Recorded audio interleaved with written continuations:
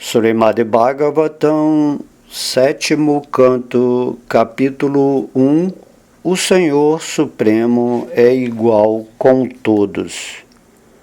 O rei Parikshit perguntou: Meu querido Brahmana, Vishnu, a suprema personalidade de Deus, sendo o bem-querente de todos, é equânime e extremamente querido de todos. Como é que, então, em benefício de Indra, ele tornou-se parcial como um homem comum e assim matou os inimigos de Indra? Como pode uma pessoa que é igual com todos demonstrar parcialidade por alguns e ter inimizade com outros? O próprio Senhor Vishnu, a personalidade de Deus, é o reservatório de todo o prazer. Portanto, que teria ele a lucrar ao aliar-se com os semideuses? Que interesse ele satisfaria ao agir dessa maneira? Uma vez que o Senhor é transcendental, por que deveria ele temer os asuras? E por que haveria de invejá-los? Ó grandemente afortunado e erudito Brahmana, definir se Narayana é parcial ou imparcial tornou-se uma grande dúvida. Por favor, dissipa minha dúvida, apresentando evidência positiva de que Narayana sempre é neutro e igual com todos. O grande sábio Shukadeva Goswami disse: Meu querido rei, apresentaste-me uma pergunta excelente.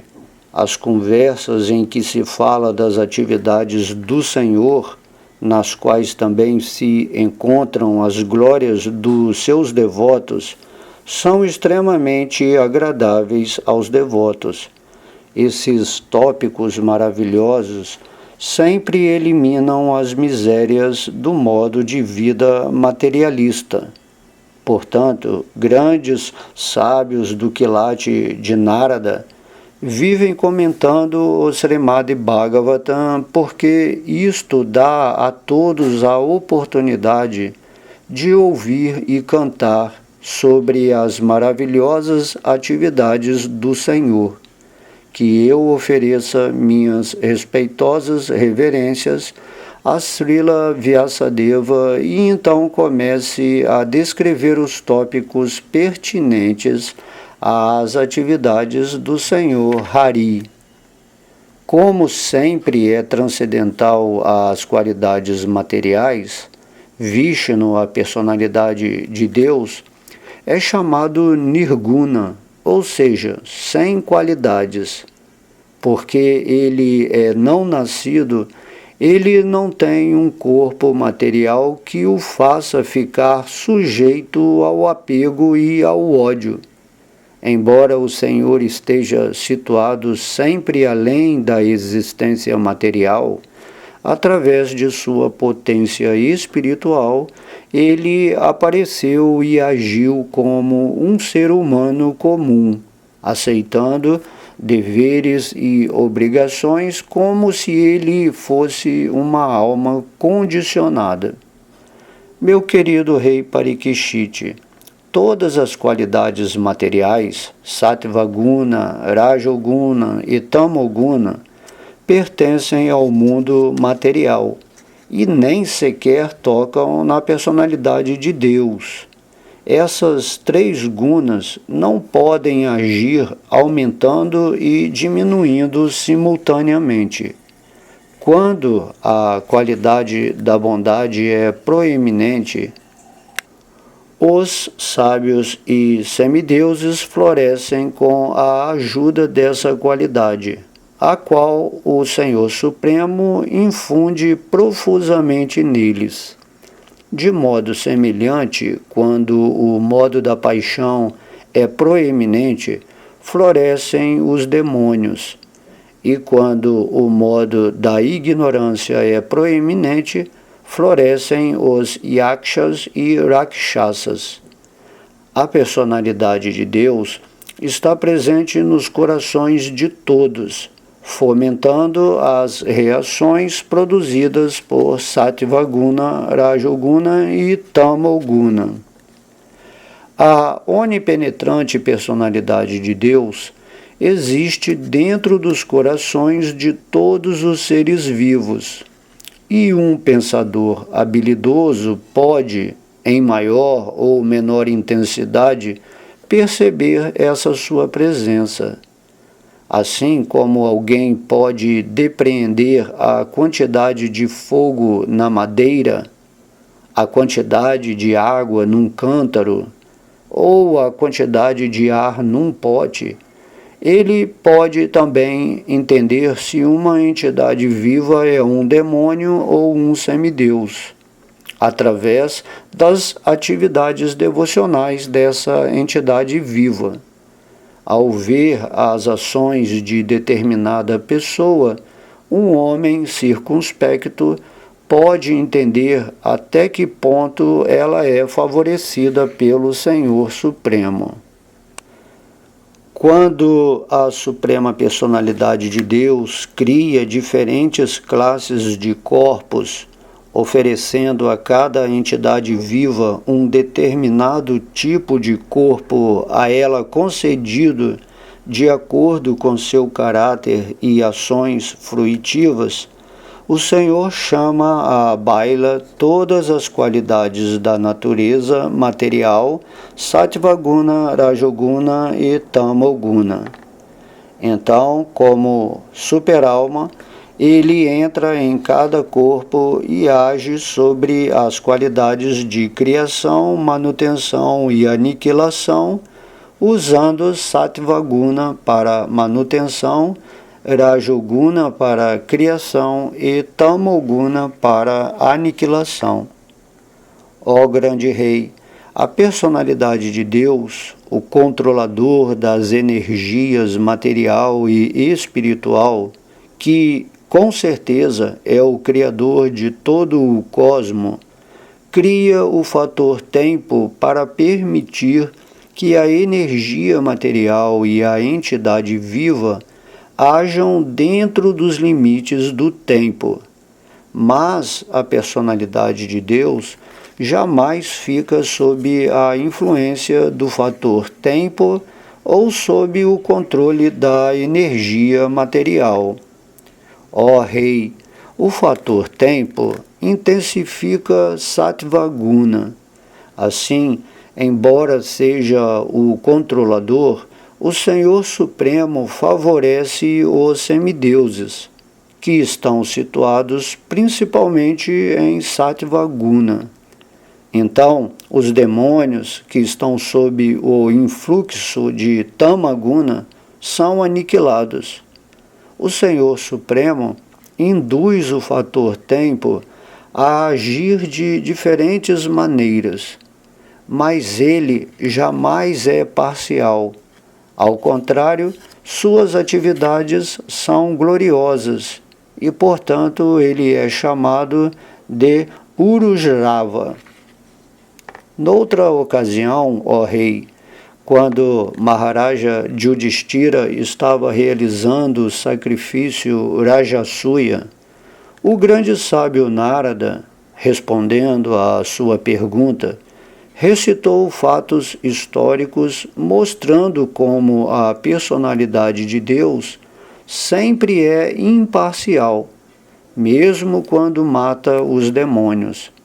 Com relação a isto, ele deu um exemplo vívido. Ó Rei, no sacrifício Rajasuya, Maharaja Yudhishthira, o filho de Maharaja Pandu, viu pessoalmente Shishupala fundir-se no corpo de Krishna, o Senhor Supremo. Portanto, ficando muito espantado, ele perguntou sobre a razão disto ao grande sábio Narada, que estava sentado ali. Enquanto ele perguntava, todos os sábios presentes também ouviram-no fazer sua indagação. Maharaja Yudhishthira perguntou: É muito maravilhoso que o demônio Shishupala tenha imergido no corpo da personalidade de Deus, muito embora esse demônio fosse extremamente invejoso. Esta Sayudhya Mukti é inclusive inatingível por grandes transcendentalistas. Como foi então que um inimigo do Senhor obteve-a? Ó grande sábio, estamos todos ansiosos por saber a causa desta misericórdia do Senhor.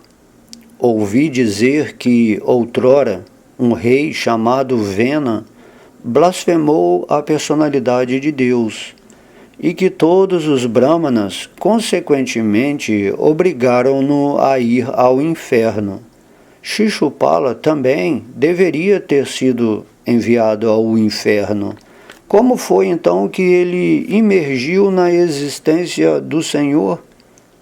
Desde o comecinho de sua infância, quando ainda nem podia falar direito, Shishupala, o pecaminosíssimo filho de Damagosha, começou a blasfemar o Senhor e, até a morte, continuou a ter inveja de Sri Krishna. Do mesmo modo, seu irmão, Dantavakra, continuou com os mesmos hábitos. Embora esses dois homens, Shishupala e Dantavakra, vivessem blasfemando a personalidade de Deus, o Senhor Vishnu, Krishna, o Brahman Supremo, eles gozaram de perfeita saúde. Na verdade, suas línguas não estavam atacadas por lepra branca. Tampouco eles entraram nas mais escuras regiões da vida infernal. Por certo que estamos muito surpresos com isto. Como foi possível que Shishupala e Dantavraka, na presença de pessoas importantes, entrassem muito facilmente no corpo de Krishna, cuja natureza é difícil de ser alcançada? Este assunto é indubitavelmente muito maravilhoso. Na verdade, minha inteligência ficou perturbada, assim como a chama de uma vela fica perturbada pelo vento que sopra. Ó Narada Muni, conheces tudo? Por favor, revela-me a causa deste acontecimento maravilhoso. Sri Shukadeva Goswami disse: após ouvir o pedido de Maharaja Yudhishthira, Narada Muni, o poderosíssimo mestre espiritual, que conhecia tudo, ficou muito satisfeito. Então, ele respondeu na presença de todos os partícipes do sacrifício. O grande sábio Sri Narada disse: ó rei, blasfêmias e louvores, castigo e recompensa são produtos da ignorância. O Senhor planeja para a alma condicionada o corpo que, sob a ação da energia externa, irá sofrer no mundo material. Meu querido rei, a alma condicionada, estando no conceito de vida corpórea, considera seu corpo como o seu eu e considera tudo em relação ao seu corpo como sendo seu. Porque ela tem esta errônea concepção de vida, está sujeita às dualidades, tais como louvor e insulto. Devido ao conceito de vida corpórea, a alma condicionada pensa que, quando o corpo é aniquilado, o ser vivo é aniquilado. O Senhor Vishnu, a personalidade de Deus, é o controlador supremo, a superalma de todas as entidades vivas. Visto que ele não tem corpo material, ele não tem o falso conceito de eu e meu. Portanto, é incorreto pensar que ele sente prazer ou dor quando alguém o blasfema ou lhe oferece orações. Isto não se lhe aplica. Assim, ele não tem inimigo nem amigo. Quando castiga os demônios, é para o bem deles. E quando aceita as orações dos devotos, é para o bem deles. Ele não é afetado nem pelas orações, nem pelas blasfêmias. Portanto, em estado de inimizade ou de serviço devocional, de medo, de afeição ou de desejo luxurioso, em todas estas atitudes ou em qualquer uma destas circunstâncias, se de alguma forma a alma condicionada concentra sua mente no Senhor, o resultado é o mesmo, pois o Senhor, devido à sua posição bem-aventurada, jamais é afetado por inimizade ou amizade. Narada Muni prosseguiu: através do serviço devocional, ninguém pode absorver-se em pensar tão intensamente na personalidade de Deus como o pode aquele que lhe tem inimizade. Esta é a minha opinião. Confinada num buraco da parede por uma vespa, uma taturana, por medo e inimizade, sempre pensa na vespa, e mais tarde torna-se uma vespa simplesmente devido a essa lembrança. Igualmente, se as almas condicionadas de alguma forma pensarem em Krishna, que é Satchitananda Vigraha, livrar-se-ão de seus pecados. Quer pensem nele como seu Senhor adorável, quer como seu inimigo, mas como pensam constantemente nele, recobrarão seus corpos espirituais. Muitas e muitas pessoas alcançaram a liberação simplesmente pensando em Krishna com muita atenção e abandonando as atividades pecaminosas. Esta grande atenção pode ser devida a desejos luxuriosos, a sentimentos inamistosos, ao medo, à afeição ou ao serviço devocional. Passarei, então, a explicar como é que alguém pode receber a misericórdia de Krishna simplesmente concentrando sua mente nele. Meu querido rei Yudhishthira, as gopis, através de seus desejos luxuriosos, Kamsa, através de seu medo, Shishupala e outros reis, através da inveja, os Yados, por sua relação familiar com Krishna, vós, os Pandavas, por vossa grande afeição a Krishna, e nós, os devotos em geral, por nosso serviço devocional, obtivemos a misericórdia de Krishna. De alguma maneira, deve-se apreciar a forma de Krishna muito seriamente. Então, através de um dos 5 diferentes processos mencionados acima, pode-se retornar ao lar, retornar ao Supremo. Entretanto, os ateístas, como o rei Vena, sendo incapazes de pensar na forma de Krishna em qualquer uma dessas 5 maneiras, não podem alcançar a salvação. Portanto, deve-se dar um jeito de pensar em Krishna, seja amistosa ou inamistosamente. Narada Muni continuou: ó melhor dos Pandavas, teus 2 primos, Shishupala e Dantavakra, filhos de tua tia materna, anteriormente eram associados do Senhor Vishnu. Porém, como foram amaldiçoados pelos Brahmanas, saíram de Vaikunta para caírem neste mundo material. Maharaja Yudhishthira perguntou: que tipo de grande maldição poderia ter afetado até mesmo Vishnu Bhaktas liberados? E que categoria de pessoas poderia amaldiçoar até mesmo os associados do Senhor?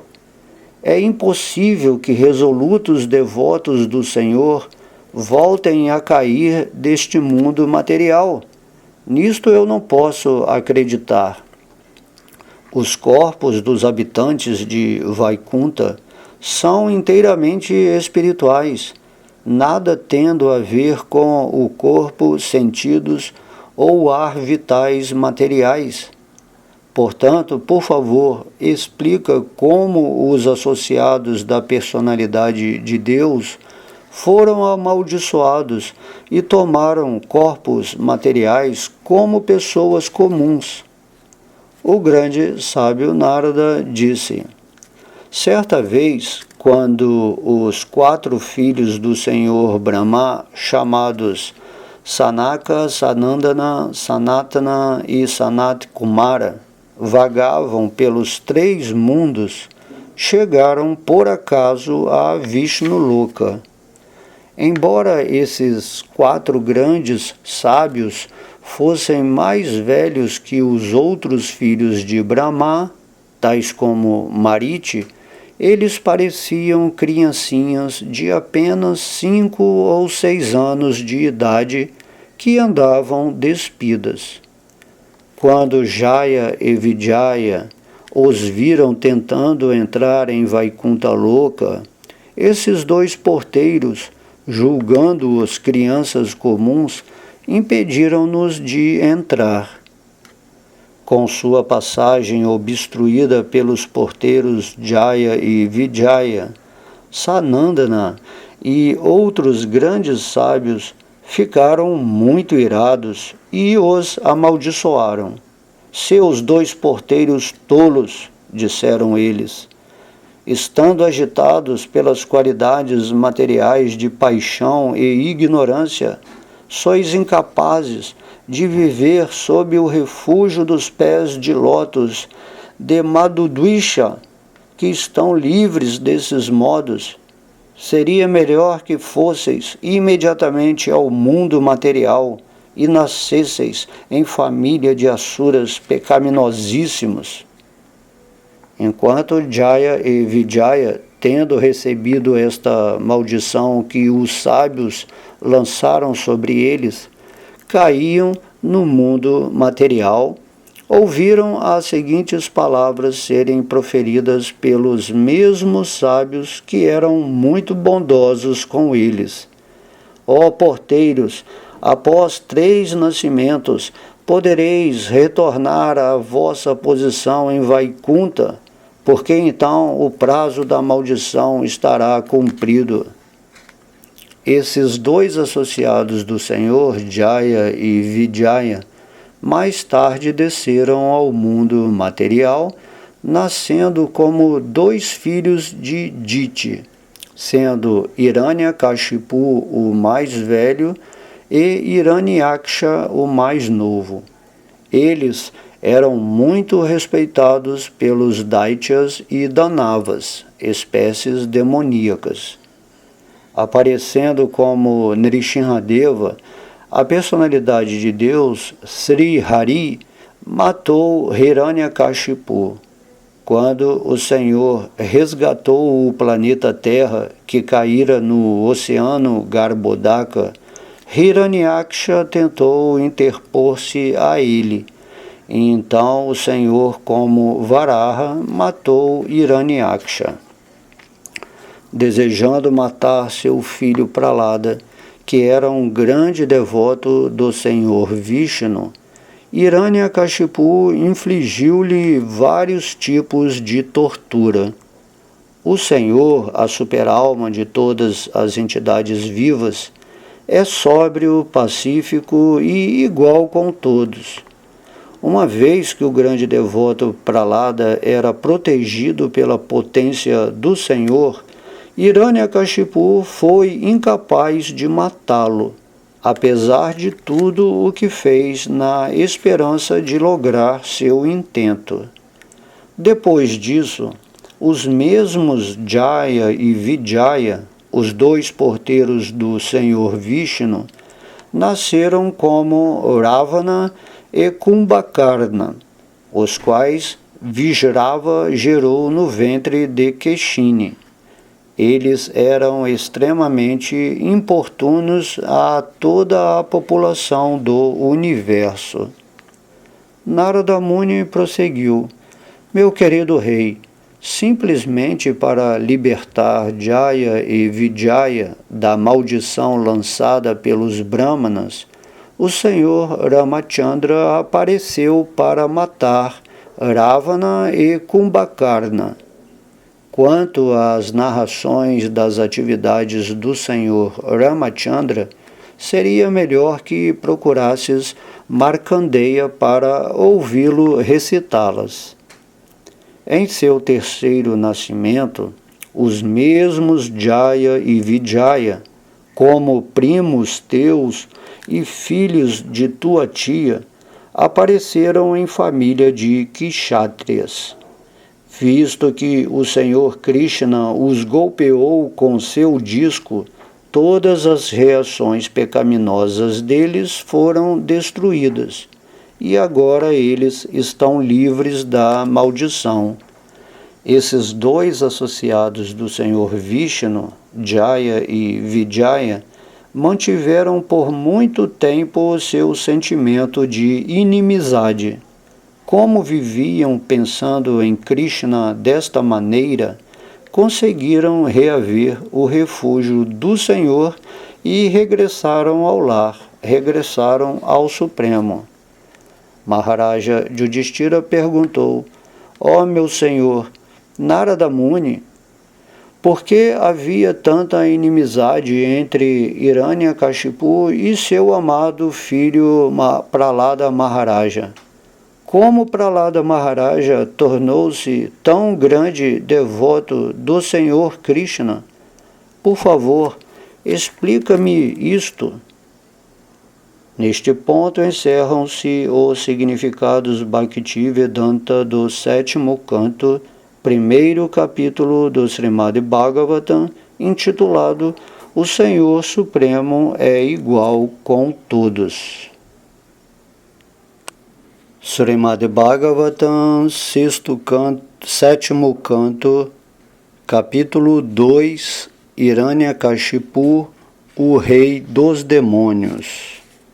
Sri Narada Muni disse: meu querido Yudhishthira, quando o Senhor Vishnu, sob a forma de Varaha, o javali, matou Hiranyaksha, Hiranyakashipu, irmão de Hiranyaksha, ficou extremamente irado e começou a lamentar-se. Cheio de raiva e mordendo seus lábios, Hiranyakashipu contemplou o céu com olhos que ardiam de ira, fazendo todo o céu ficar fumarento.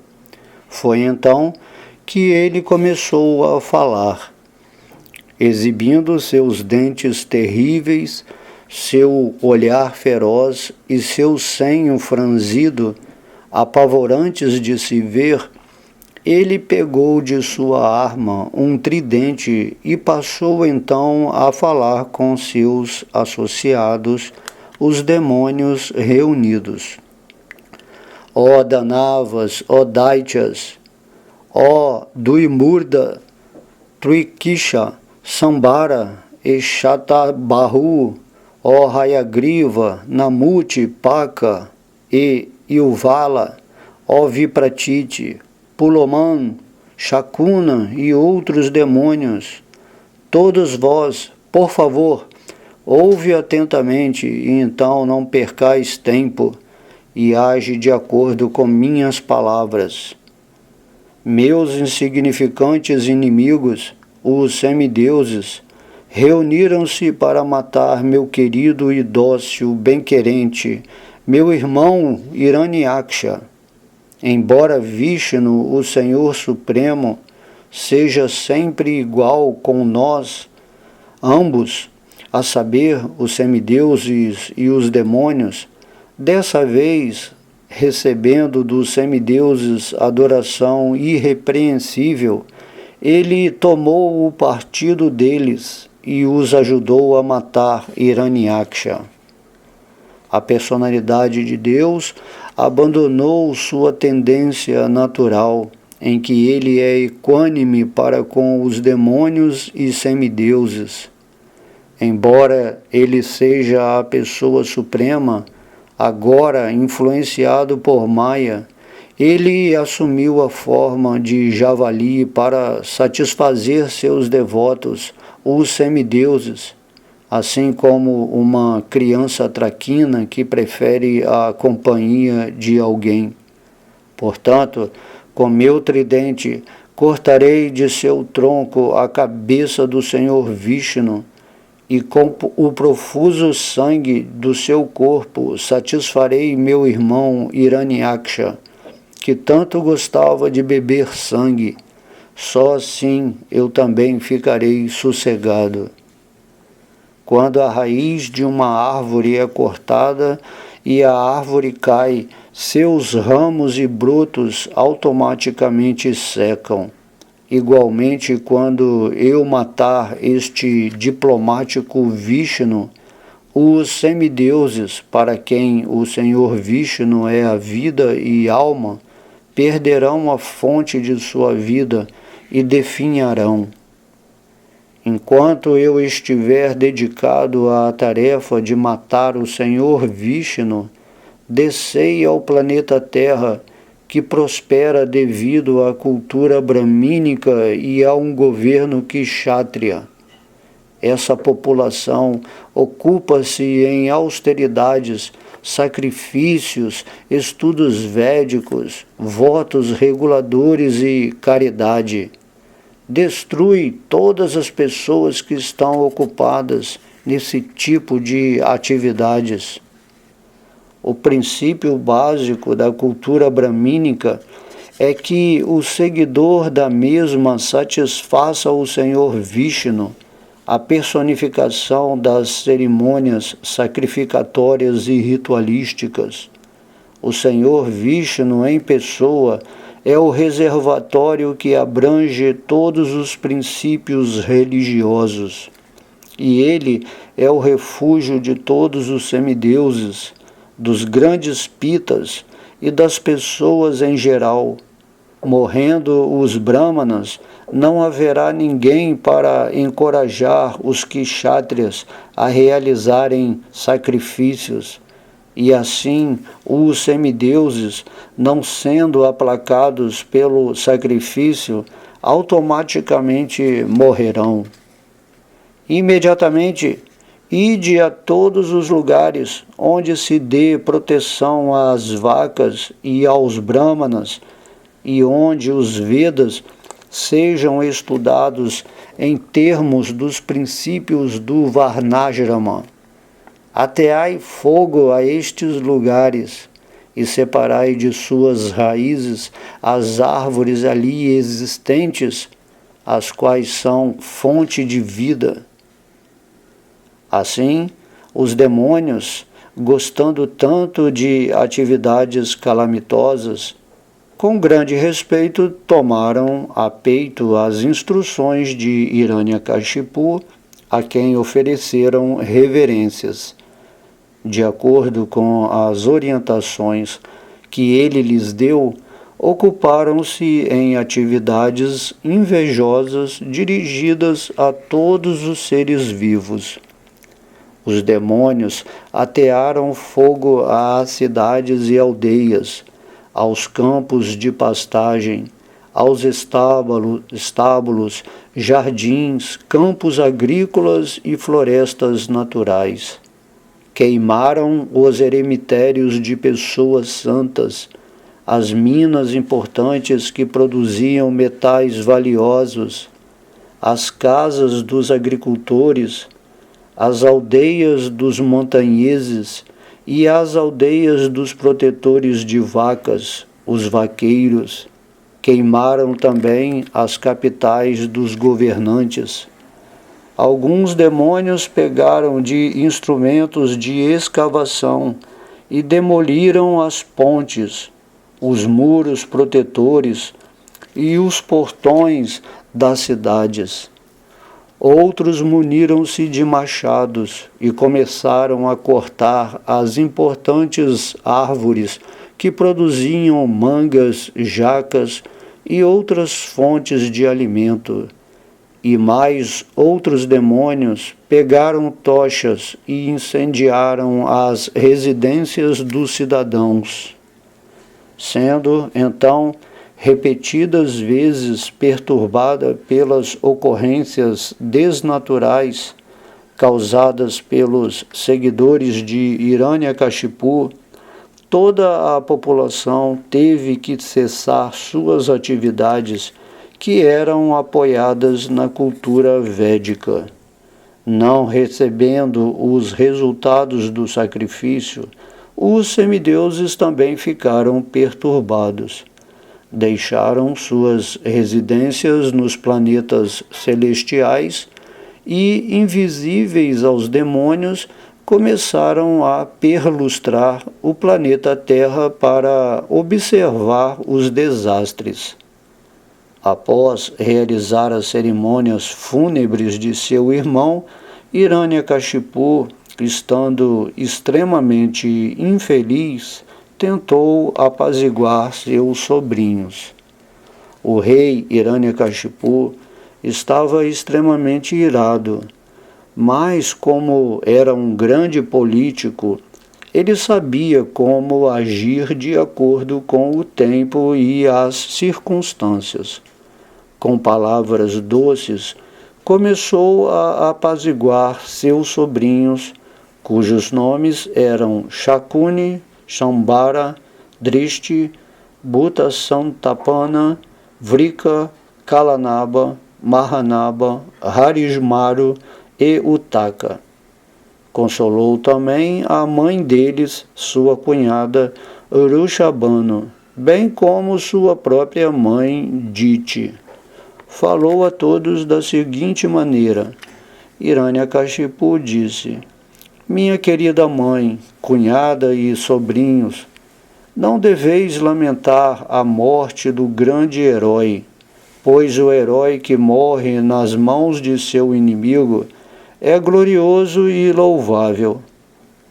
Minha querida mãe, em um restaurante ou em um lugar onde se bebe água fresca, muitos viajantes reúnem-se e, após beberem a água, continuam rumo a seus respectivos destinos.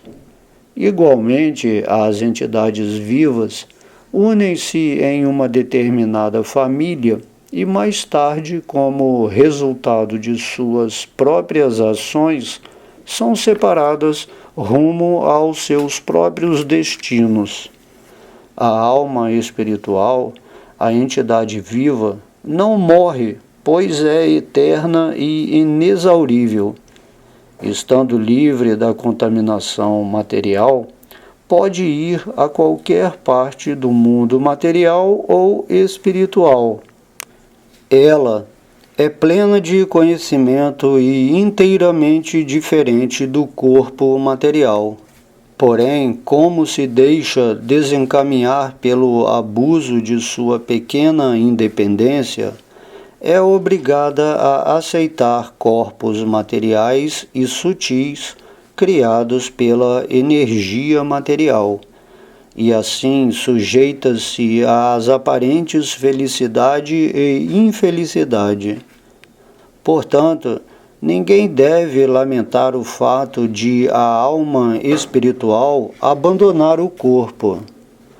Devido aos movimentos da água, as árvores às margens de um rio, quando refletidas na água, parecem mover-se.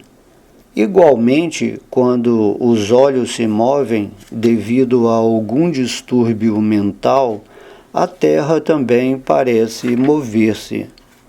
Da mesma maneira, ó minha gentil mãe, quando a mente é agitada pelos movimentos dos modos da natureza material, a entidade viva, embora livre de todas as diferentes fases dos corpos sutil e grosseiro, pensa que mudou de uma condição para outra. Em seu estado de confusão, a entidade viva, aceitando o corpo e a mente como o eu, considera algumas pessoas como seus parentes e outras como estranhas. Devido a essa concepção errônea, ela sofre.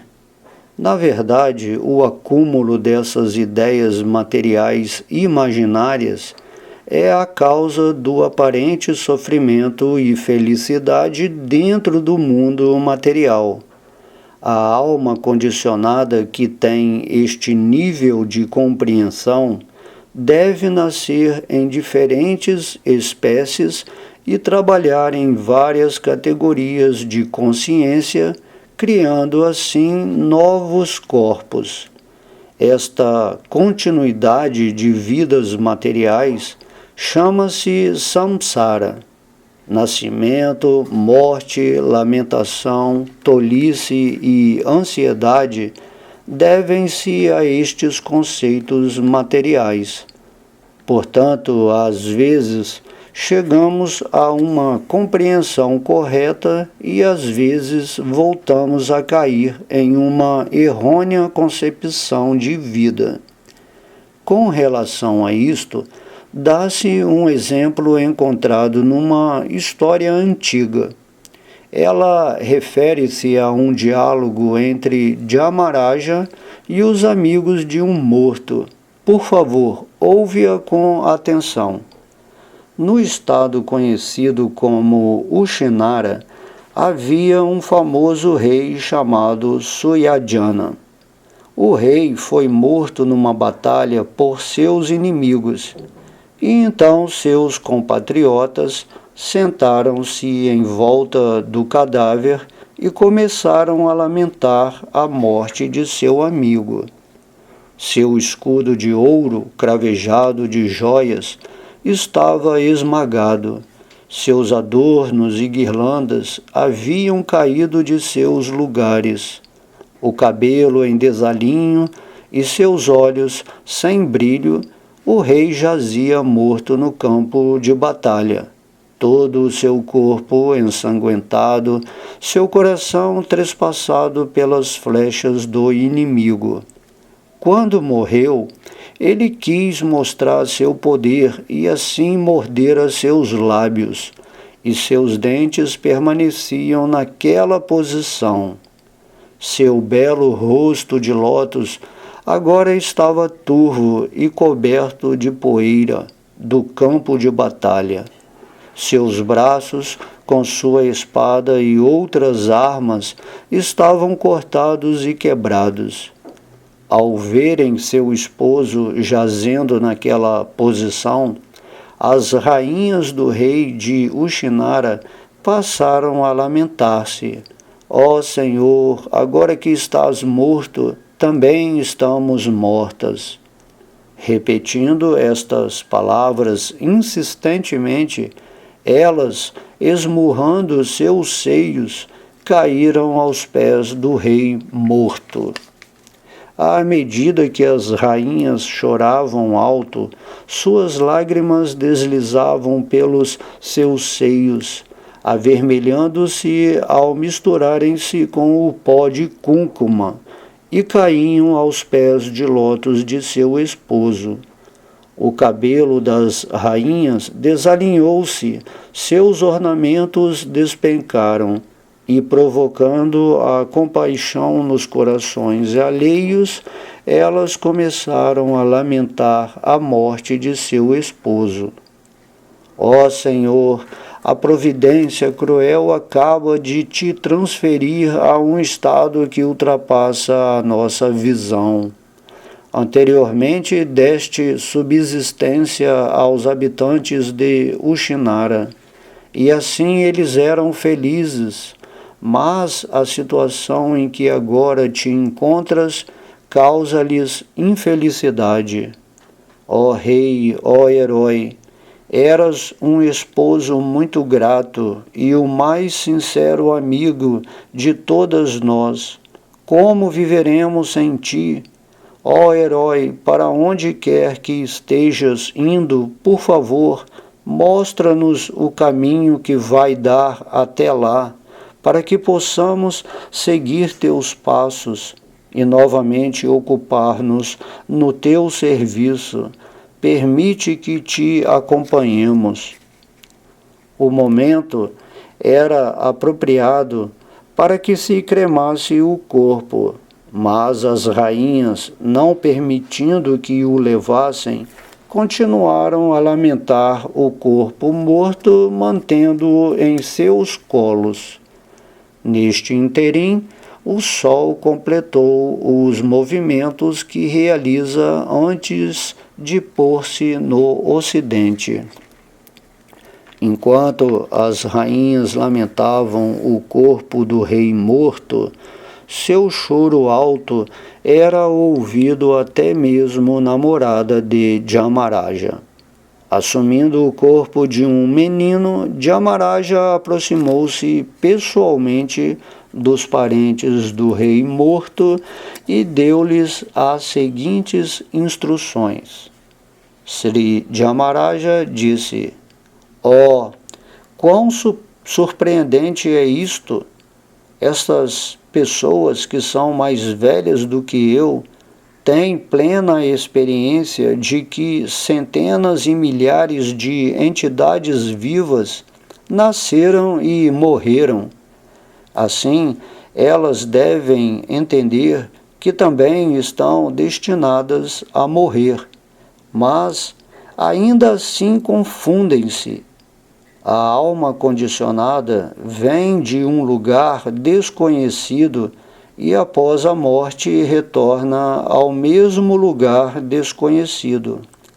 Esta regra, conduzida pela natureza material, não tem exceção. Sabendo disso, por que elas ficam se lamentando à toa? É surpreendente que estas respeitáveis senhoras saibam menos do que nós qual é o significado da vida. Na verdade, somos muito afortunados, pois, embora sejamos crianças e tenhamos sido deixados para lutar pela vida material, desprotegidos de pai e mãe, e embora sejamos muito fracos, não fomos aniquilados ou devorados por animais ferozes. Assim, temos fé firme em que a personalidade de Deus, que nos protegeu mesmo no ventre da mãe, proteger-nos-á em toda parte. O menino dirigiu-se às mulheres. Ó mulheres frágeis, só pela vontade da personalidade de Deus, o qual jamais se reduz, é que o mundo inteiro é criado, mantido e novamente aniquilado. Este é o veredito do conhecimento védico. Esta criação material, consistindo em seres móveis e inertes, é exatamente como um brinquedo seu. Sendo o Senhor Supremo, Ele tem plena competência tanto para destruir quanto para proteger. Às vezes alguém perde seu dinheiro numa via pública, onde todos podem achá-lo, e no entanto seu dinheiro é protegido pelo destino e não é visto pelos outros. Assim, o homem que o perdeu consegue-o de volta. Por outro lado, se o Senhor não dá proteção, mesmo o dinheiro mantido muito seguramente em casa acaba se perdendo. Se o Senhor Supremo dá proteção a alguém, muito embora não tenha protetor e esteja na selva, ele permanece vivo. Ao passo que uma pessoa bem protegida no lar por parentes e outros, às vezes morre e ninguém é capaz de protegê-la. De acordo com sua atividade, toda alma condicionada recebe uma classe diferente de corpo, e acabada a ocupação, o corpo termina. Embora em diferentes formas de vida esteja situada em corpos materiais, sutil e grosseiro, a alma espiritual não fica atada a eles, pois sabe-se que ela sempre é inteiramente distinta do corpo manifesto. Assim como um chefe de família, embora tenha identidade diferente de sua própria casa, pensa que sua casa é idêntica a ele, do mesmo modo a alma condicionada, devido à ignorância, aceita o corpo como ela própria, embora o corpo realmente seja diferente da alma. Este corpo é obtido através da combinação de porções de terra, água e fogo. E quando a terra, a água e o fogo transformam-se no decorrer do tempo, o corpo é aniquilado. A alma nada tem a ver com esta criação e dissolução do corpo. Assim como o fogo, embora situado na madeira, é percebido como diferente da madeira, assim como o ar, embora situado dentro da boca e das narinas, é percebido como estando separado, e assim como o céu, embora onipenetrante, nunca se mistura com nada, do mesmo modo, embora agora engaiolada dentro do corpo material, do qual é a fonte, a entidade viva está separada dele. Dhamaraja continuou: ó lamentadores, sois todos tolos. A pessoa chamada Soyadjan, por quem chorais, ainda jaz diante de vós, e não foi a parte alguma. Então, qual é a causa de vossa lamentação? Antes, ele vos ouvia e vos respondia, mas agora, não o encontrando, vos lamentais. Este comportamento é contraditório, pois, na verdade, nunca viste a pessoa dentro do corpo que vos ouvia e respondia. Não há motivo para vos lamentardes, pois o corpo que sempre vistes jaz aqui. No corpo, a substância mais importante é o ar vital, o qual, entretanto, não é nem o ouvinte nem o orador. Superior, inclusive, ao ar vital, a alma também nada pode fazer, pois a superalma é o verdadeiro diretor e age em cooperação com a alma individual. A superalma, que conduz as atividades do corpo, é diferente do corpo e da força vital. Os 5 elementos materiais, os 10 sentidos e a mente, todos combinam-se para formar as várias partes dos corpos grosseiro e sutil.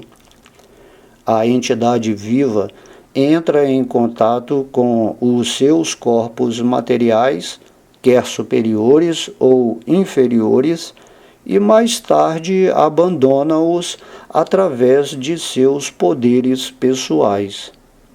Pode perceber essa força quem analisa o poder pessoal que capacita a entidade viva para possuir diferentes espécies de corpos. Enquanto estiver coberta pelo corpo sutil, consistindo em mente, inteligência e falso ego, a alma espiritual ficará atada aos resultados de suas atividades fruitivas. Devido a esta cobertura, a alma espiritual estabelece um vínculo com a energia material e, nestas circunstâncias, deve submeter-se a condições e reveses materiais, continuamente, vida após vida. É improdutivo ver e comentar os modos da natureza material e sua resultante felicidade e infelicidade aparentes como se elas fossem reais. Quando a mente vagueia durante o dia e um homem começa a julgar-se de suma importância, ou quando sonha à noite e vê uma bela mulher desfrutando com ele, tudo isso são meros sonhos falsos. Do mesmo modo, a felicidade e infelicidade causadas pelos sentidos materiais devem ser tidas como sendo sem significado. Aqueles que têm pleno conhecimento da autorrealização, que sabem muito bem que a alma espiritual é eterna, ao passo que o corpo é perecível, não se toma de lamentação. Mas as pessoas que carecem de conhecimento da autorrealização, com certeza lamentam-se. Portanto, é difícil educar alguém que está na ilusão. Certa vez, havia um caçador que atraía os pássaros com alimento e capturava-os após espalhar uma rede. Ele vivia como se a morte personificada o houvesse designado um matador de pássaros. Enquanto vagava pela floresta, o caçador viu um casal de pássaros colinga. Dos dois, a fêmea caiu cativa na armadilha do caçador.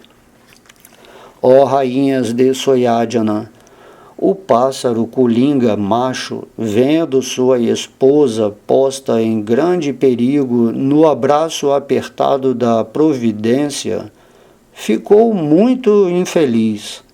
Devido à afeição, o pobre pássaro, incapaz de libertá-la, começou a lamentar sua esposa.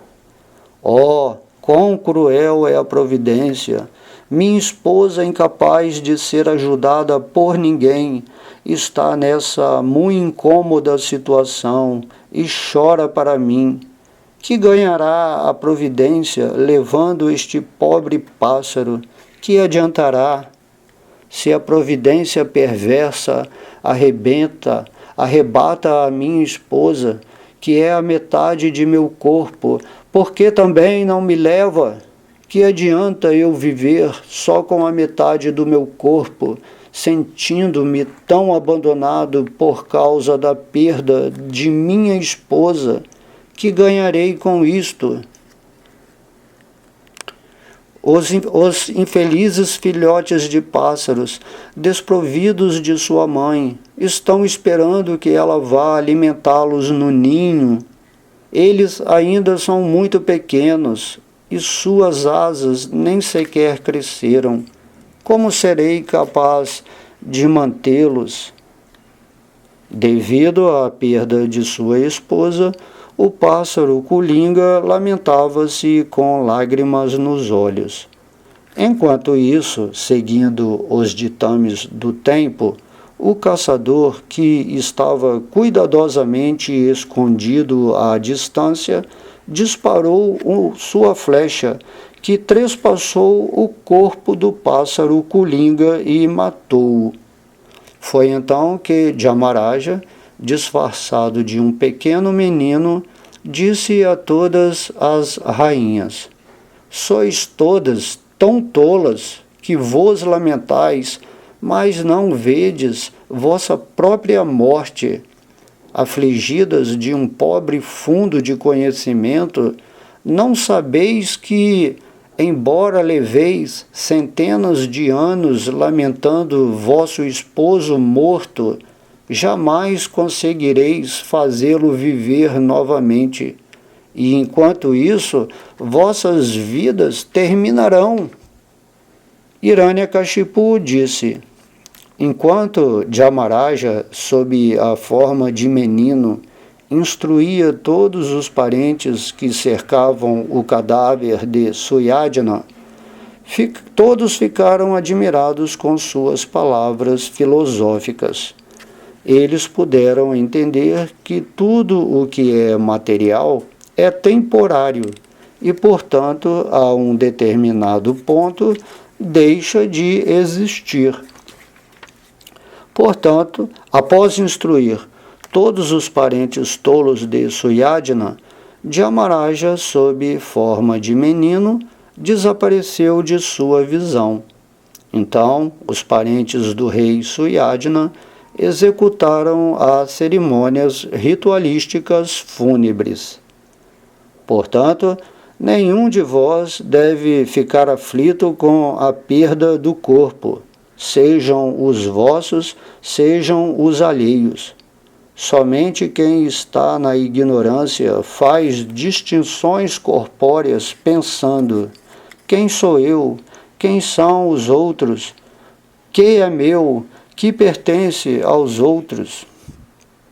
Sri Narada Muni continuou: juntamente com sua nora, Rushabhanu, a esposa de Hiranyaksha, Diti, a mãe de Hiranyakashipu e Hiranyaksha, ouviu as instruções de Hiranyakashipu.